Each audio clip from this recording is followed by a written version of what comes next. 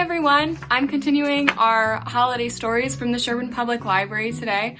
I'm going to be reading a Yuletime story for us since today is the first day of winter, or the Winter Solstice, or it's called a lot of names. Midwinter, the longest night in a lot of ancient Celtic cultures.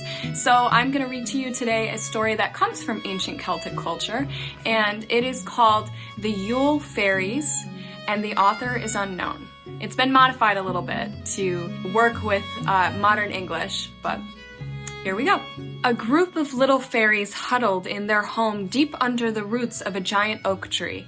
They were safe and snug in their tiny underground cave lined with dandelion fluff, bird feathers, and dried moss. Outside, the wind blew cold and the snow fell softly down to cover the ground. I saw the Sun King today, the fairy named Rose said as she pulled her mossy cloak tighter about her. He looked so old and tired as he walked off through the forest. What is wrong with him? The great oak said he's dying, answered Daffodil. Dying? Oh, what will we do now? Little Meadowgrass started to cry. If the Sun King dies, our little plant friends will not grow.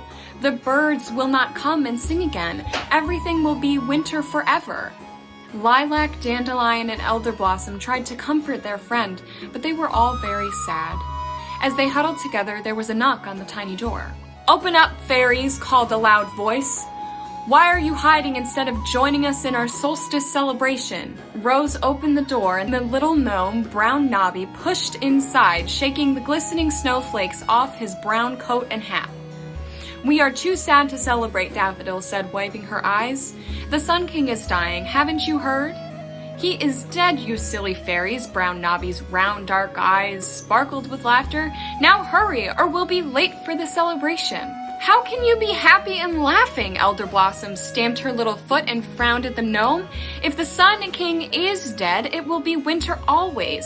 We will never see the sun again." "Silly little child, fairies."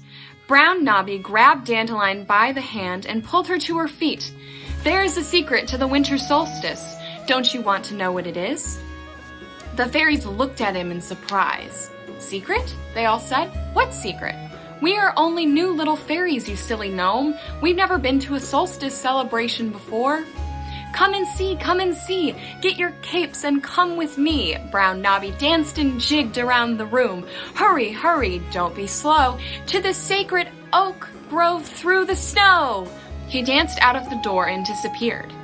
"What did that gnome mean?" Rose asked as she gathered up her cloak of dried rose petals held together with cobwebs and lined with goose down. "I don't know, but the lady lives in the sacred grove." Meadowgrass pulled on her hat. "Perhaps if we go to see the goddess, she can explain what Brown Nobby was talking about." The fairies left their snug little home and trudged off through the snow towards the sacred oak grove. The forest was dark, with only the light of the moon shining down through the thick fir branches and bare limbs. It was very difficult for them to get through the snow because they were very, very small. As they waded through the wet snow and shivered in the cold, they met a fox. "Where are you going, fairies?" the fox asked. "To the sacred grove," they answered. They were cold and shivering. "Climb on my back, and I will take you there swiftly." The fox knelt down so the fairies could climb up. Then he raced off through the dark. "Listen," Lilac said as they neared the grove of sacred trees. "Someone is singing happy songs. A lot of someones."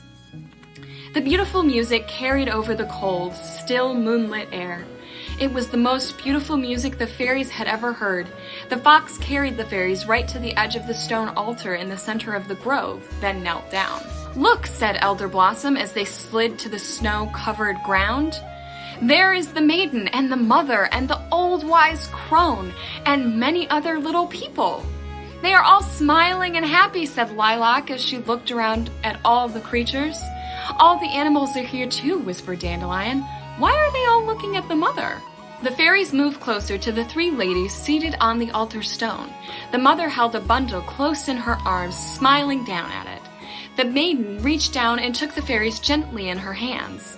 She held them close to the mother so they could see what she held. "A baby!" the fairies cried. "A new little baby! Look how he glows!" "He is the newborn Sun King," said the maiden, smiling. "But Brown Nobby and the old oak tree said the Sun King was dead," the fairies answered her. "How can this little baby be the Sun King?" "That is the great secret of the winter solstice." The old wise one touched the baby's cheek with her wrinkled hand. "Every year the Sun King must come to the sacred grove during the darkest days of winter where he dies. I take his spirit to the mother, who gives him new life again. This is the way for all creatures, not just the Sun King." "You mean everything lives and dies and lives again?"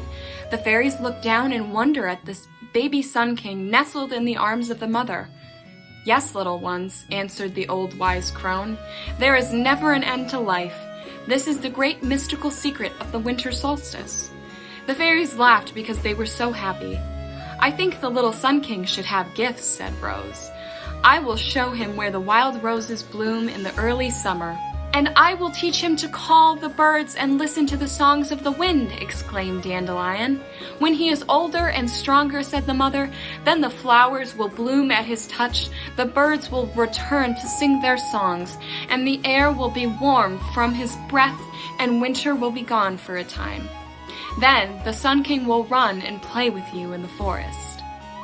The little fairies sang to the baby Sun King songs of the coming spring, the sweet-smelling flowers, the bumbling bees, and all of the secrets of the forest. And all the creatures within the sacred grove sang with them. Then the fox took them back to their snug home under the roots of the giant oak tree, where they dreamed wonderful dreams, waiting for the warmth and spring and the fun they would have with the little Sun King.